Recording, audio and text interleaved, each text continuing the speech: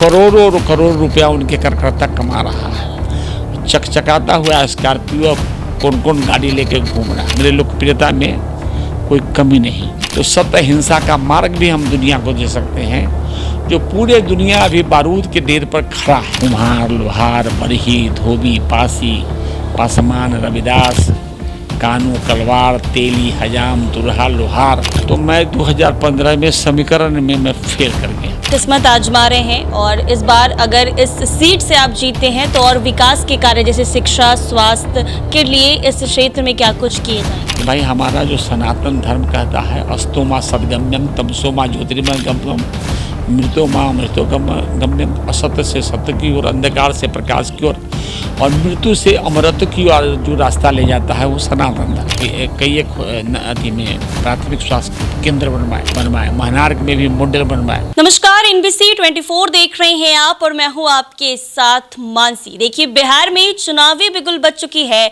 और बिहार में बस कुछ ही दिनों में विधानसभा का चुनाव होना है। चुनाव को लेकर तैयारियां जोरों शोरों पर चल रही है। सभी प्रत्याशी अपने अपने क्षेत्र में जाकर क्षेत्र के विकास और लोगों के बीच जा रहे हैं ताकि बिहार विधानसभा चुनाव में अपना दम दिखा सके। जहां आपको ये भी बता दें कि 2 चरणों में चुनाव होना है और पहला चरण जो है वो 6 नवंबर को है, दूसरा चरण 11 को है और 14 नवंबर के सभी के किस्मत के फैसले सामने आ जाएंगे। तो ऐसे में बता दें कि NBC 24 की मौजूदगी इस वक्त महनार विधानसभा क्षेत्र में हो रही है, जहां से प्रत्याशी के तौर पर मैदान में उतरे हैं डॉक्टर अच्युतानंद। आइए इनसे आज मुलाकात करेंगे, बातचीत करेंगे, चर्चाएं करेंगे और ये जानने की कोशिश करेंगे कि किस रणनीति के साथ इस बार चुनावी मैदान में है और अगर जीत जाते हैं तो अगले 5 साल तक क्षेत्र का क्या कुछ विकास इनके तरफ से किया जाएगा। सर, सबसे पहले तो आपका बहुत बहुत स्वागत है। आपको भी धन्यवाद है। बिहार विधानसभा की चुनावी बिगुल बज चुकी है, तैयारियां चल रही है। आप महनार विधानसभा क्षेत्र से प्रत्याशी के तौर पर उतरे हैं। अगर जीतते हैं तो क्या रणनीति रहेगी आपकी? चुनाव में जीतूंगा तो हमारे MLA बनने के पहले महनार में जंदाहा विधानसभा का पहले बने थे। 36 सालों से बिजली नहीं था। अच्छा, 36 सालों से बिजली नहीं था और एक भी बिजली का पोल भी नहीं था। तो मैंने बिजली का पोल लगवाया। जितना प्राथमिक विद्यालय, मध्य विद्यालय और उच्च विद्यालय था सब जर्जर था जी। तो सबका बिल्डिंग उस समय संजीव हंस कलेक्टर थे, सब उनसे 17-17 लाख 18-18 लाख प्रत्येक हाई स्कूल को दिलवाया और बिल्डिंग बनवाया। फिर 10 हाई स्कूल को +2 करवाया, 10 मिडिल स्कूल को फिर हाई स्कूल में बनवाया और फिर दर्जनों प्राथमिक विद्यालय, नवसृजित प्राथमिक विद्यालय बनवाया। शिक्षा के क्षेत्र में बेसिक सुविधा उपलब्ध हो, इसका पूरा काम किया। फिर हमारा जो क्षेत्र है बाया नदी से घिरा हुआ है। बाया नदी से घिरा हुआ है तो बाया नदी के इस पार और उस पार जाने आने में 5-7-10 किलोमीटर, 12-15-20 किलोमीटर घूमना था। तो हमने वहाँ सबसे पहले आपको अति में जो जंदाहा विधानसभा सराय तक था, जो मुजफ्फरपुर रोड है वहाँ तक था। तो सबसे पहले हम वहाँ अति बनवाए, क्या नाम है, पुल बनवाया गद्दोपुर में। गद्दोपुर के बाद में पुल बनवाया हजमा घाट सिंघारा में। हजमा घाट सिंघारा से के बाद में पुल बनवाया बहोरी में। बहोरी के बाद में पुल बनवाया बरबट्टा में। बरबट्टा के बाद खोपी बिटंडीपुर में पुल बनवाया। खोपी बिटंडीपुर के बाद जो है वो बनवाया, क्या नाम है, भथाही रामपुर में। भथाही रामपुर के बाद बेदौलिया के बाद जो है क्या नाम है, रसलपुर और रसलपुर के बाद जंदाह। और जंदाह देखिएगा 2 पुल है, एक जर्जर पुल है, एक बढ़िया पुल है। जंदाहा के बाद में पुल बनाया जाओज के बाद डेरपुरा और डेरपुरा के बाद हमारे हारने के बाद एक बास्तेपुर चंदेल में पुल बना। तो आवागमन का जो साधन है उसको दुरुस्त कराया। एक भी जो रोड आते जंदाहा में, तो हमारे MLA बनने के पहले रोड जो है ऐसा जर्जर था कि मोटरसाइकिल से भी इस क्षेत्र में नहीं लोग चल सकता था बरसात के दिनों में। सड़क रोड को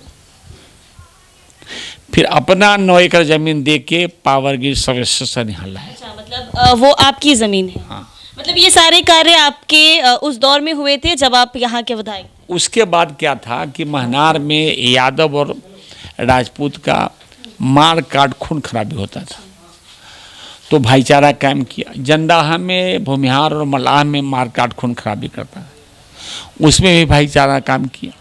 जो डाउन टू डाउन सोसाइटी का था, वीकर सेक्शन के लोग, कुम्हार, लोहार, बरही, धोबी, पासी, पासमान, रविदास, कानू, कलवार, तेली, हजाम, तुरहा, लोहार, बरही, इन तमाम जो जातियाँ थी, सरफेस जातियाँ, उनको मूलभूत सुविधा, चापाकल की व्यवस्था और आत्मसम्मान मिले, ये पूरा उनका मैंने काम किया। उसके बाद जंदाहा में और भाईचारा कायम हुआ, महनार में भी भाईचारा कायम हुआ, जंदाहा। लेकिन ये सब क्षेत्र समीकरण से चुनाव होता है। चुनाव विकास के नाम पर तो लोग बात करते हैं, लेकिन चुनाव समीकरण से होता है। तो मैं 2015 में समीकरण में मैं फेल कर गया, उस कारण से मैं चुनाव, मेरे लोकप्रियता में कोई कमी नहीं हुआ, समीकरण में फेल कर गया।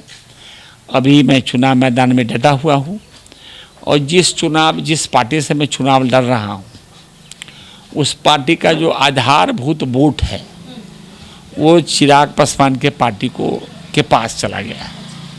इनके पास पार्टी के आधार पर बहुत वोट नहीं है, लेकिन श्री पुष्पत कुमार पारस और श्री प्रिंस पासवान, उनका एक अपना नेम फेम है। दूसरा, हमारा जो वोट है सेवा का, उस वोट के आधार पर मैं चुनाव मैदान में आया। यानी जनता का साथ होगा, पार्टी का कोई खास मतलब नहीं है। जनता का साथ, जनता के सपोर्ट। मैडम, पार्टी का भी मतलब है। जब हम उस पार्टी में चले गए हैं तो पार्टी का सम्मान इस जिला में, उत्तर बिहार में बढ़े, और श्री पुष्पत कुमार पारस आने वाले दिनों में बिहार के मुख्यमंत्री के रूप में प्रोजेक्ट हो, ये काम तो मैं करूँगा।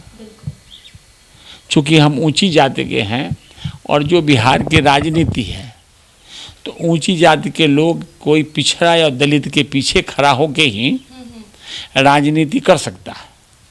वो इंडिपेंडेंट राजनीति करेगा। एक तो ऊंची जाति में एकता नहीं है, तो इंडिपेंडेंट राजनीति नहीं कर सकता है।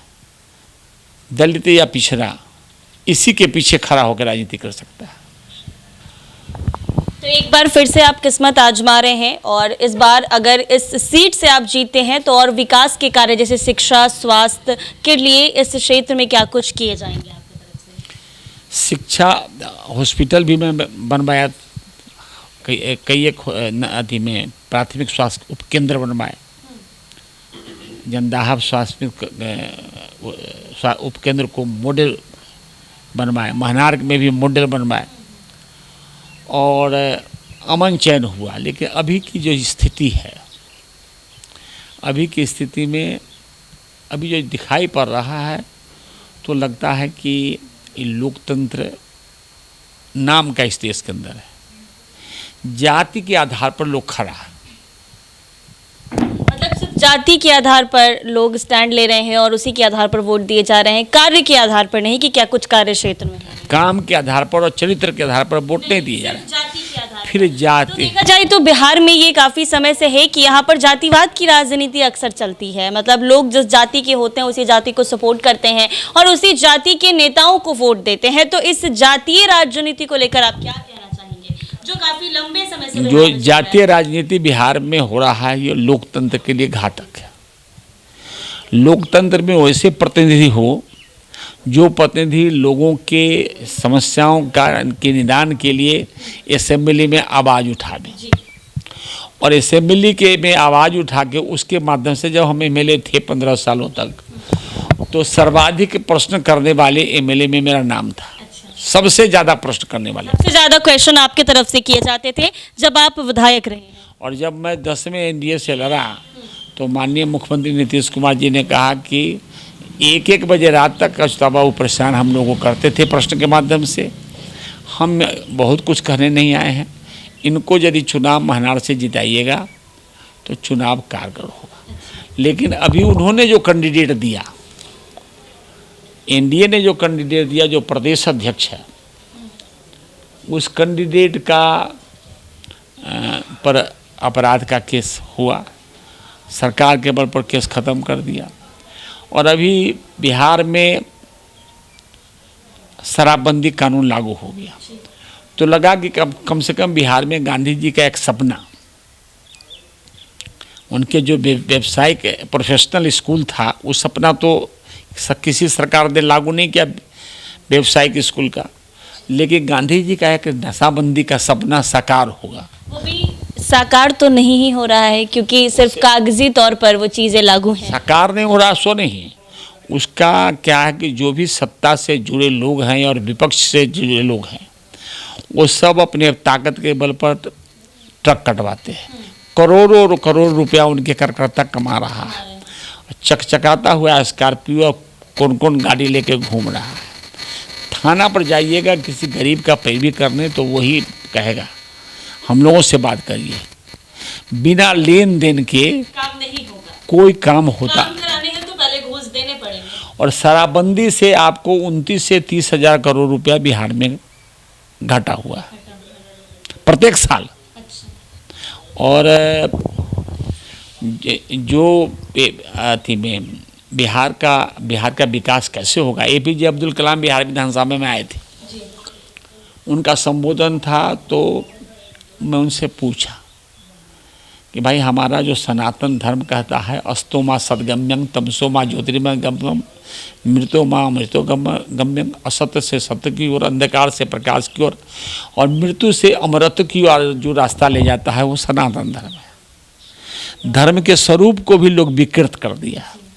सनातन धर्म है कि हम अब प्रदूषण पैदा कर रहे हैं और कह रहे हैं कि सनातन धर्मावलंबी है। हम घातक गैस उत्पादन कर रहे हैं जिससे हमारा ओजोन का परत फट रहा है, हम कहते हैं सनातन धर्मावलंबी है। कैसे सनातन धर्म? सनातन धर्म का मतलब ये नहीं है कि सनातन धर्म का आधार है अयंग निजंग पूर्वेद गणनांग लघु चेत सांग उदार चरितानांग वस्तु कुटुंबकम। ये मेरा है, ये तेरा है, गणना लघुता है, पूरा दुनिया हमारा परिवार है। पूरे ब्रह्मांड का चिंता जो करता है वो सनातन है। और सनातन में ये नहीं है कि आप मंदिर मस्जिद गिरजाघर पर आप टक्कर मारिए, माथा में पीला भगवा गमछा पहन लीजिए, कहिए हम सनातन धर्मावलंबी है, और 1.5 किलो मीट खाइए, ये सनातन धर्मावलंबी नहीं है। तो इस प्रकार से आज जो स्थिति है उस स्थिति को बदलने की भी आवश्यकता है और अपराध मुक्त बिहार बनाना है और रोजगार युक्त। 1990 तक बिहार में 46 चीनी मिल था, तो उन्होंने कहा कि एग्रो बेस्ड इंडस्ट्रीज, कृषि आधारित यदि उद्योग खड़ा होगा तभी बिहार का विकास होगा। तो कृषि आधारित उद्योग जब श्री कृष्ण सिंह मुख्यमंत्री थे और कांग्रेस के सरकार 1990 तक था, आइए, तो तब तक जो है कृषि आधारित उद्योग क्या कल्पना था। तब तक बहुत जाति पात के आधार पर राजनीति नहीं चलता था। जैसे ऊंची जाति के लोग और रघुवंश बाबू को गाली दे रहे थे, वैसे श्री बाबू को भी गाली दे रहे थे कि उन्होंने जमींदारी प्रथा खत्म किया, बकास आंदोलन चलाया।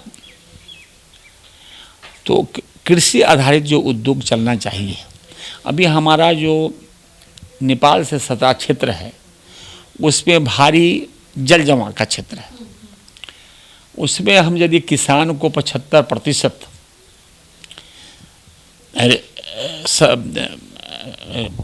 सब्सिडी के आधार पर ऋण दें, उससे पोखरा खनवा के मध मखाना का एक अच्छा रोजगार उत्पन्न हो सकता है, मछली पालन हो सकता है। उसके बाद ईख से हम गुड़ बनाने का फैक्ट्री खोल सकते हैं, चीनी बनाने का फैक्ट्री खोल सकते हैं। फिर हमारे यहाँ कपास होता है, उससे हम कपास से हम कपड़ा बनाने का फैक्ट्री खोल सकते हैं। हमारे यहाँ आम होता है, लीची होता है, उससे तो हम दुनिया को इस बिहार से मछली दे सकते हैं, मखाना दे सकते हैं।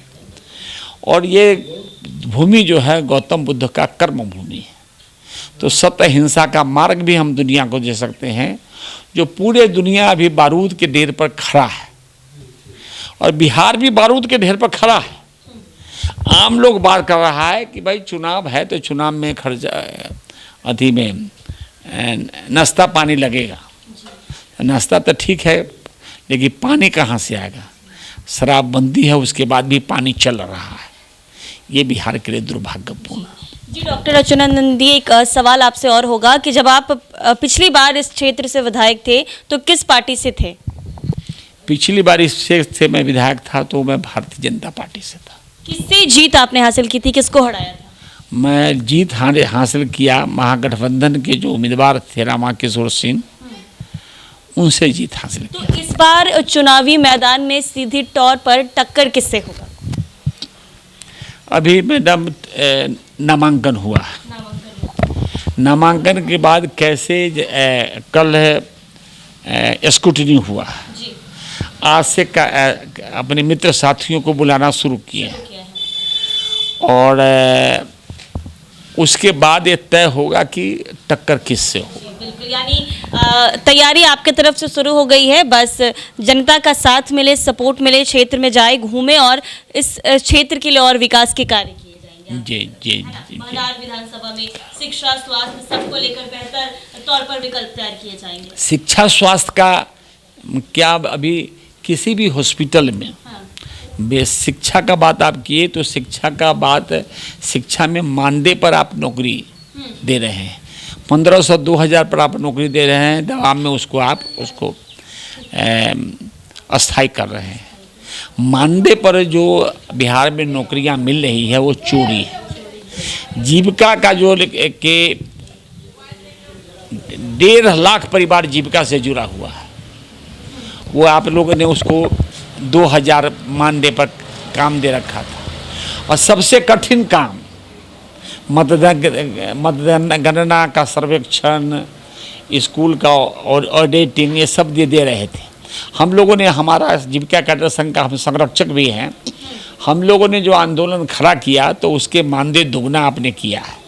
और महिलाओं को आपने लोन दिया है 10-10 हज़ार रुपया। वो अति नहीं है, वो लोन है, लोन है, वापस लिए जाएंगे। हाँ, और 10,000 से महिलाएं कौन सा रोजगार करेगा? फिर रोजगार 10,000 से आप करने का दिया है तो उसे कौन सा आपने ट्रेनिंग दिया? उसको कोई ट्रेनिंग तो उसको आपने नहीं दिया है।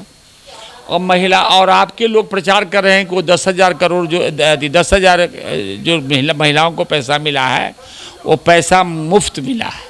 मुफ्त नहीं मिला है, वो महिलाओं को फिर वापस भी लिए जाएंगे।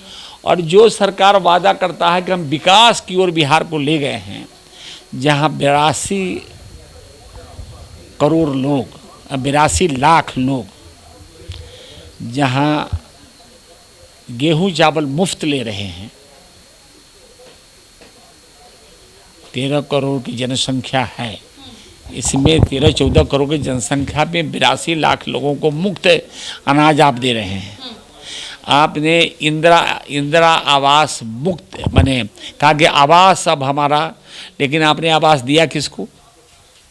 दिए गए हैं, कई सारे गांव में तो आवास तो मिला ही है। मिला है। अब हमारा 2 मंजिला 4 मंजिला बिल्डिंग है, हमारे नाम पर आवास आमंत्रित हो गया। लेकिन जो गरीब के झोपड़ियाँ आज भी खड़ा है, जिसको आवास मिलना चाहिए उसको आवास दें। मुखिया को जिम्मेदारी दिया कि मुखिया को जिम्मेदारी नहीं है, लेकिन मुखिया जो सर्वेक्षण होता है आवास का, मुखिया ही के माध्यम से कर्मचारी और उसका हाउस क्या नाम है, इंदिरा आवास सहायक वगैरह सर्वेक्षण करते हैं। उसमें लेन देन का बाजार गड़बड़ रहता है। आप 1,35,000 या कितना देते हैं, उसमें उसको 35,000 40,000 पहले ही खर्चा हो जाता है। मतलब वो भी कराने के लिए पहले घूस देने पड़ते हैं। उसी का नाम अंकित होता है जो घूस देता है। आवास किसको नहीं है, तो जिसको जिसका नाम अंकित हुआ, और जिसको जो नहीं दिया उसको दिया कि भाई इनके पहले से आवास इनके पास।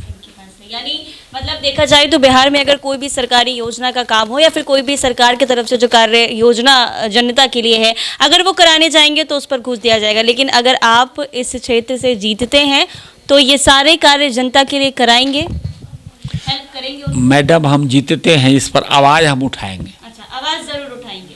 लेकिन जो एक बार यहाँ के मुखिया को मैं असेंबली में कंप्लेन किया, हाँ। वो मुखिया 5 साल अग्रिम का एडवांस लिए हुए था। जो कंप्लेन में किया कि भाई इस पंचायत में इंदिरा आवास देने के लिए जो इंदिरा आवास का लिस्ट में नामित नहीं है उससे भी पैसा लिया जा रहा है। जो जांच करने आया तो किसी ने भी नहीं कहा कि हम इनको इतना पैसा इंदिरा आवास बनाने के लिए दिए। तो जब तक जनता तैयार नहीं होगा, बोले सिख क्रांति कैसे हुआ? जब रसिया की जनता तैयार थी तब हुआ। कब कहा वो क्या नाम है चाइना का कि the power comes out the barrel of the gun मात्सेतु, जब वहाँ का जनता तैयार था पूंजीपतियों के खिलाफ। आज तो यहाँ जनता इतना हजार वर्ष तक ये देश गुलाम रहा है कि जनता के मन में अभी भी गुलामी के भाव खड़ा है। जो नेता एक गाड़ी से एक बॉडीगार्ड के साथ और एक दो कार्यकर्ता के साथ जाता है, उसको पूछता है कि ये कमज़ोर कैंडिडेट है, और जो 20 को बाउंसर अपने बॉडीगार्ड के साथ 20 को बाउंसर लेके चलता है, उससे कोई मुंह भी नहीं लगाता है और वो थाना पर भी नहीं। ऐसे ऐसे कैंडिडेट भी हो गए हैं अभी हमारे क्षेत्र में।